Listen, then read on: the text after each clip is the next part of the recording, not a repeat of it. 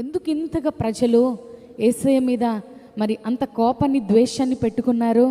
ఒకే ఒక్క మాట, ఎందుకో తెలుసా?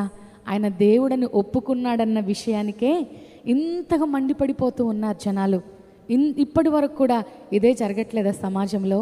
యేసుక్రీస్తు ప్రభువారు నిజమైన దేవుడు, ఆయన సత్యవంతుడని చెప్తే ప్రజలకి నమ్మట్లా. మరి ఆ రోజు నుండే ఈ విధంగా భయంకరమైన పరిస్థితులు క్రైస్తవుల మీద, యేసయ్య నామము మీద మరి దుమ్మెత్తిపోయడము, దాడులు జరగడము ఇప్పటికీ మనం చూస్తూనే ఉన్నాం. ప్రియ దేవుని బిడ్డలారా, ఎందుకు లోకానికి ఆ విధంగా కనపడుతూ ఉంది? యేసయ్య ప్రేమ, ఆయన త్యాగము, ఆయన దైవత్వము ఎందుకు నచ్చట్లేదు అంటే, దురాత్మ మనకేం కలిగిస్తుందంటే అవిశ్వాసులైన మనోనేత్రములకు గ్రుడ్డితనమును కలుగ చేస్తూ ఉంది. నశించిపోతున్న వారికి వెర్రితనముగానే ఉంది. కానీ రక్షించబడుతున్న మనకు దేవుని శక్తిగా ఉంటున్న ఈ సన్నిధి, ఈ వాక్యము ఈ రోజున లోకానికి నచ్చట్లేదు.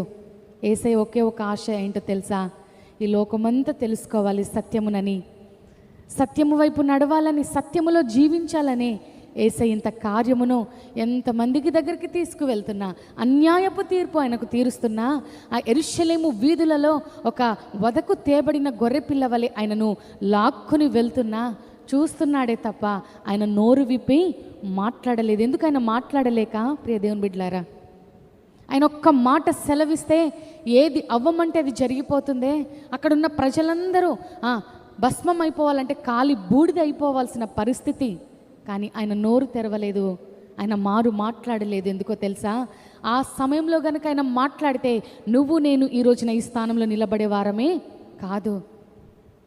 నువ్వు నేను పొందాల్సిన ఆ శిక్ష, నువ్వు నేను ఎక్కవలసిన ఆ సిలువను యేసయ్య మనకు క్షమాభిక్షనిచ్చి ఆయన దయ ద్వారా మనల్ని పక్కకు ముంచి ఆయన ఎక్కాడు ఆ సిలువను. హల్లెలూయా!